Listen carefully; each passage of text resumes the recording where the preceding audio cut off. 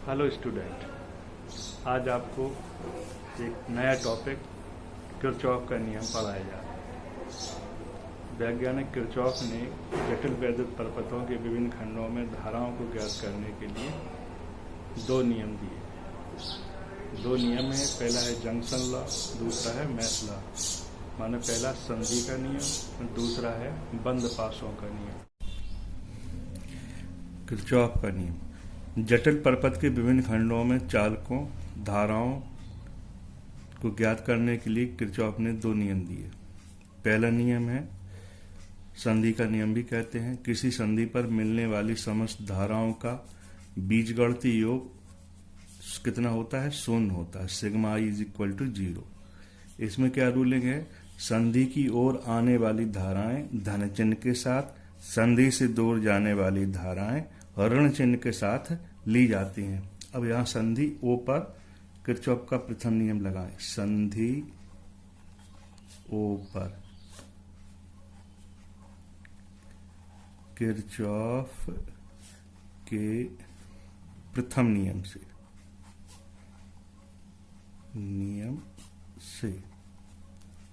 आने वाली धारा I1 I2 है, जाने वाली धारा I3 I4 I5 I6 है। आने वाली धारा धन चिन्ह के साथ ली जाती है। I1 प्लस I2 ये सभी नेगेटिव हो जाती हैं, दूर हो गई, संधि से दूर जा रही। I1 I4 I3 I4 I5 I6 negative है। अब minus I3 minus I4 minus I5 minus I6 is equal to 0। Sigma समझ धाराओं का बीजगणितीय योग कैसा है? 0 है। अब ऐसे लिख सकते हैं I1 plus I2 is equal to I3 plus I4 plus I5 plus I6।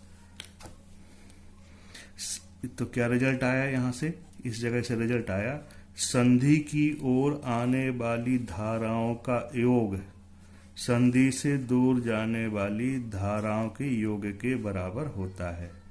पहला नियम आवेश संरक्षण पर आधारित है, कंजर्वेशन ऑफ चार्ज पर आधारित है।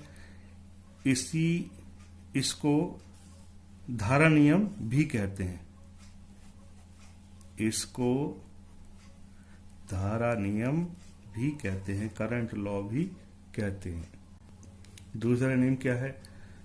किसी वैद्युत परपथ के प्रत्येक बंद पास के विभिन्न खंडों में बहने वाली धाराओं एवं उनके संगत प्रतिरोधों के गुणनफलों का बीजगणितीय योग उस पास में लगे विद्युत वाहक बलों के बीजगणितीय योग के बराबर होता है। Sigma I R is equal to sigma E. ये दूसरा नियम है। यहां से समझा जा सकता है, यहां दो सेलें हैं जिनके विद्युत वाहक बल E1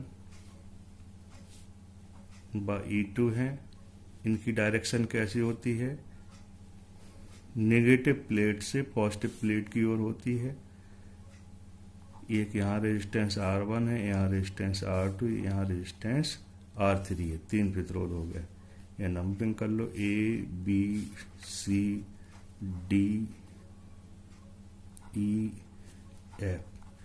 जो पहली सेल है कितनी करंट आ रही है उससे में I एम्पियर की करंट आ रही। दूसरी सेल I2 करंट दे रही। R1 में I1 करंट फ्लो हो रही, R2 में I2 करंट फ्लो हो रही। इस वाले जंक्शन पर ये दोनों करंट यहाँ मिल जाएंगी। तो यहाँ जंक्शन से करंट कितना हो जाएगा? ये आगे यहाँ प्रथम नियम लग जाएगा किरचॉफ का। ये दोनों धाराएं क्या हो जाएंगी? जुड़ जाएंगी। तो यहाँ तीसरा, ये दूसरी है, यहाँ पर I3 हो जाएगी। I3 is equal to I1 plus I2। Kirchhoff का नियम पहला नियम लग जाएगा। किसी संधि पर मिलने वाली समस्त धाराओं का बीजगणितीय योग शून्य होता है। तो R3 में धारा कितनी है? I3 है। यहाँ I3 फिर डिवाइड हो जाएगी। I3 is equal to I1 plus I2 है। इस जगह पे I2 यहाँ पहुंच जाएगी और I1 इसमें चली जाएगी। अब यहाँ देखिए, एक बंद पास ये हो गया, दूसरा बंद पास ये हो गया, तीसरा ये हो गया। कोई दो बंद पास ले ले, ये पहला बंद पास हो गया। Number 1 A B E F A में क्लोज मैच हो गया, जिस पॉइंट से चले उसी पॉइंट पर आ जाए। तो यहां लिखना पड़ेगा बंद पास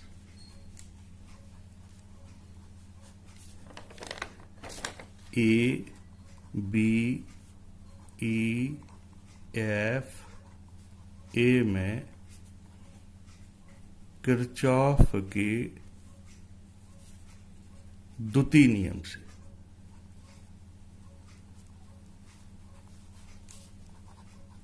नियम से तो इसमें देखिए इस ए हो गया बंद पास। तो इस क्या है, नियम क्या है? धारा उसके संगत प्रतिरोधों के गुणनफलों का बीजगणितीय योग। इसमें इस वाले दूसरे नियम में, किरचॉफ के दूसरे नियम के, जो सिलेक्टेड पाथ है उसके अलोंग करंट मिल रही तो पॉजिटिव, और सिलेक्टेड पाथ के अपोजिट डायरेक्शन में करंट मिल रही तो निगेटिव। सिलेक्टेड पाथ के अलोंग विद्युत वाहक बल मिल रहा है तो विद्युत वाहक बल पॉजिटिव, और सिलेक्टेड पाथ के अगेंस्ट में मिलेगा तो नेगेटिव। सीधी सीधी बात है। यहां ये लिख सकते हैं आप लोग,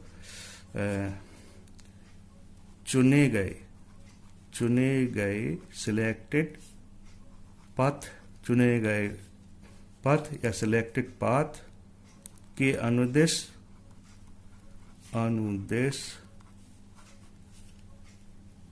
धारा आई, विद्युत वाहक बल ई कैसे हैं? पॉजिटिव, माने धनात्मक।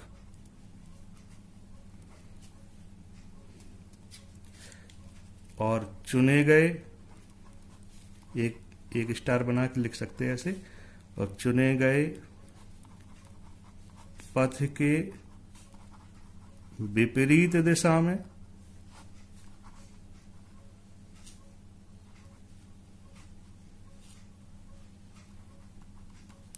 आई तथा ई कैसे हैं? ऋणात्मक, नेगेटिव, ऋणात्मक। ये ध्यान रखना पड़ेगा। तो अभी आपने कौन सा पथ लिया? A B E F A. इसके अलोंग करंट कैसी अनुदिश मिल रही तो I1 R1। फिर ऐसे चलते आओ। यहां देखियो पाथ ऐसा है, करंट इधर है तो I2 कैसी हो जाएगी? निगेटिव हो जाएगी, -I2 इंटू R। उसके संगत प्रतिरोध कितना है? I2 की संगत प्रतिरोध R2 है, I2 इंटू R2। ये पहला नियम हो गया का बीजगणितीय योग हो गया, इज इक्वल टू इस पास में लगे विद्युत वाहक बलों के बीजगणितीय योग के बराबर होता है। तो ये वाली सेल चुने गए पथ की दिशा में है, इस वाली सेल का, ऊपर वाली सेल का विद्युत वाहक बल चुने गए पथ की दिशा में है, और नीचे वाली सेल का विद्युत वाहक बल अपोजिट डायरेक्शन में। सिलेक्टेड पाथ इधर है और डायरेक्शन कैसी? इधर है। तो E1 कैसी हो गई? पॉजिटिव हो गई, और E2 कैसी है? नेगेटिव। E1 माइनस E2 हो गया। ये इक्वेशन नंबर फर्स्ट हो गई। इसी टाइप से आप एक क्लोज मैच और बना सकते हैं। बंद पास ए वाला बन जाएगा सेकंड। ये डायरेक्शन शो हो रही, B C D E B में, ये बंद पास हो गया। यहां लिखेंगे बंद पास B C D E B में कौन सा नियम लगेगा? किरचॉफ के द्वितीय नियम से। ये दूसरा नियम लग गया। इसमें बोलिए, इसमें करंट सिलेक्टेड पाथ के अलोंग मिल रही दोनों, I2 भी चुने गए पथ की दिशा में मिल रही, I3 भी मिल रही। तो I2 R2 प्लस I3 चुने की पथ के अलोंग मिल रही तो I3 R3 is equal to, इस पास में विद्युत वाहक बल कौन सा मिल रहा है? ये मिल रहा है E2। अगर विद्युत वाहक बल है तो लिखना है, अगर मान लो इसमें विद्युत वाहक बल ही ना हो, सेल ही ना हो, तो इज इक्वल टू क्या लिखना पड़ता है? यहाँ 0 लिखना पड़ता।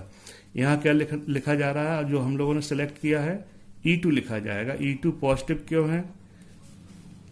E2 की जो डायरेक्शन है ऋण प्लेट से धन प्लेट की ओर, ये एरो लगा हुआ है, ये कैसी है? चुने गए पथ की दिशा में है, इसलिए E2 कैसा है? पॉजिटिव। अब यहाँ देखिए I3 इज इक्वल क्या है? I1 plus I2। ये I1 आ रही, ये I2 आ रही, यहाँ कितनी है? ये I3। तो I3 is equal to I1 plus I2 रखने पर तो I2 R2 plus I1 plus I2 is equal to I3। Equation second हो गया। समीकरण 1 व 2 को हल करके अननोन टर्म, अज्ञात पद, जो भी हो अननोन टर्म को ज्ञात किया जा सकता है, किया जा सकता है। किरचॉफ के नियम पर आधारित एक न्यूमेरिकल सॉल्व करके आप लोगों को दिखा रहा हूं। संलग्न परपथ में किरचॉफ के नियम से प्रत्येक प्रतिरोध में धारा का मान ज्ञात कीजिए। ये यूपी बोर्ड का न्यूमेरिकल है, 2 बार बोर्ड में आ चुका है, इम्पोर्टेंट है न्यूमेरिकल। तो देखिए इसमें किरचॉफ का दूसरा नियम से सिद्ध करना है, इसको सॉल्व करना है। एक सेल ए वाली है इधर, एक पास ए वाला ले लें, ये पास फर्स्ट ले लें, क्लोज में ऐसे हो जाएगा। बंद पास ए बी ई एफ में, एफ ए से चले ए तक, तो यहां लिखेंगे सॉल्यूशन है इसका, हल। बंद पास ए एफ नहीं, ए बी से लेंगे, इस टाइप से लिया जा रहा, ए बी ई एफ ए में किरचॉफ के द्वितीय नियम से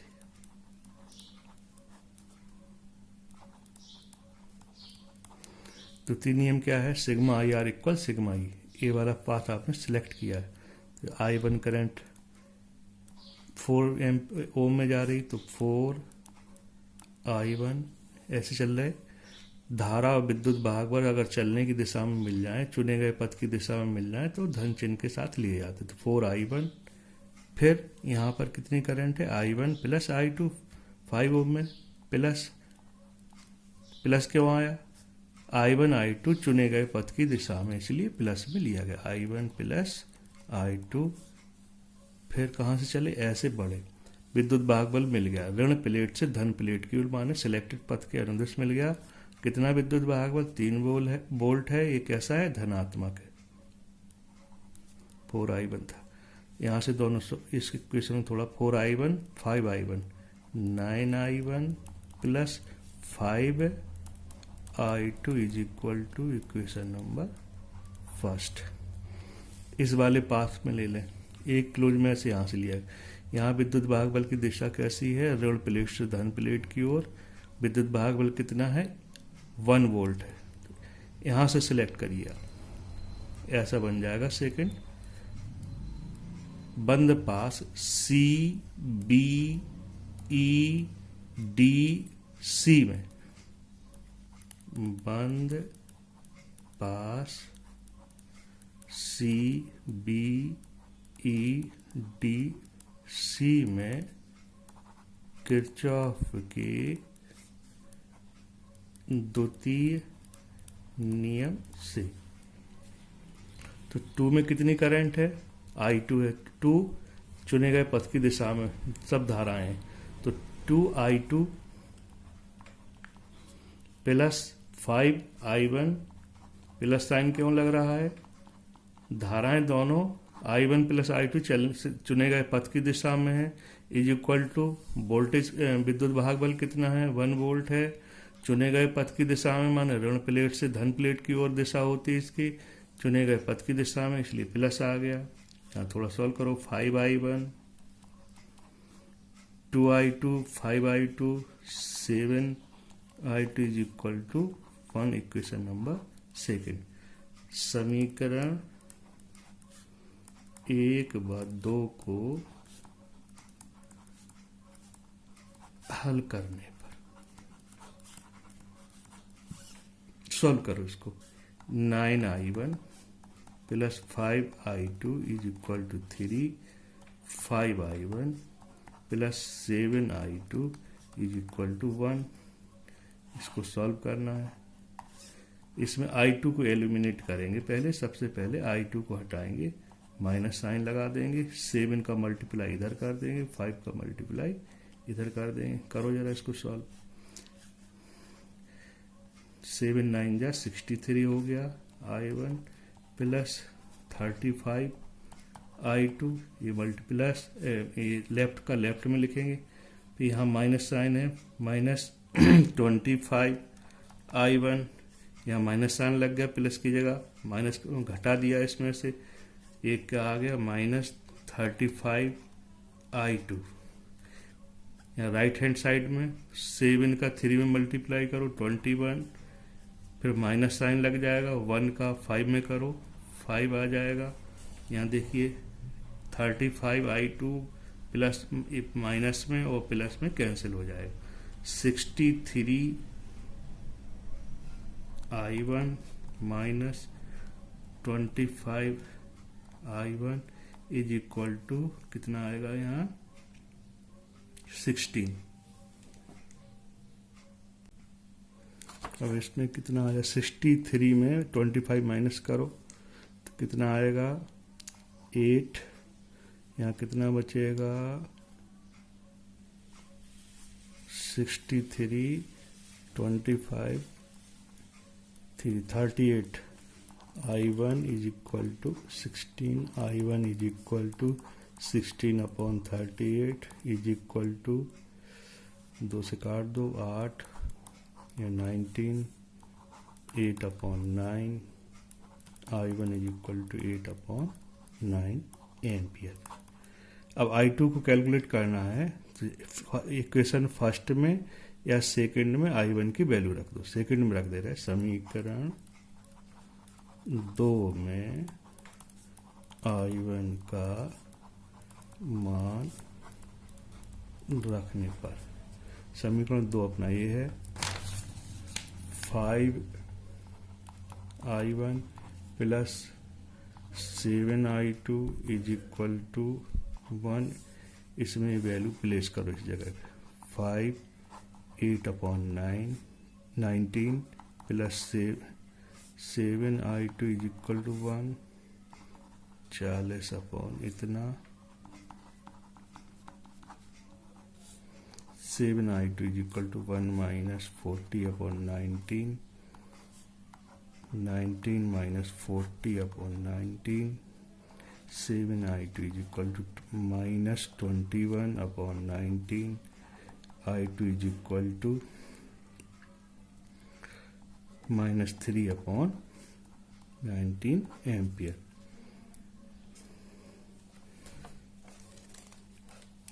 i1 की वैल्यू इतनी आ गई, i2 की वैल्यू इतनी है। i1 प्लस i2 कितना होगा, i1 की value 8 upon 19 minus 3 upon 19 LCM ले लें इज इक्वल टू 5 अपॉन 19।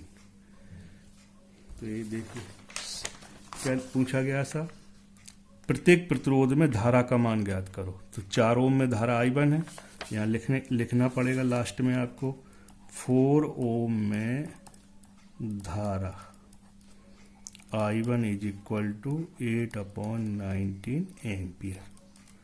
फिर इसके बाद लिखना पड़ेगा 2 ओम में धारा, 2 ओम में धारा कितनी है i2 है, i2 इज इक्वल टू 2 ओम में कितनी i2 की वैल्यू माइनस 3 अपॉन 19 एम्पियर।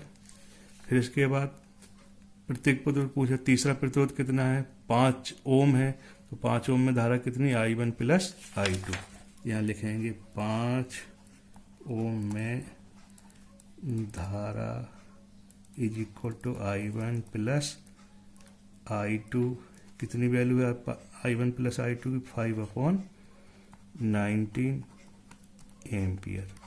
ये आपने आंसर आ गया।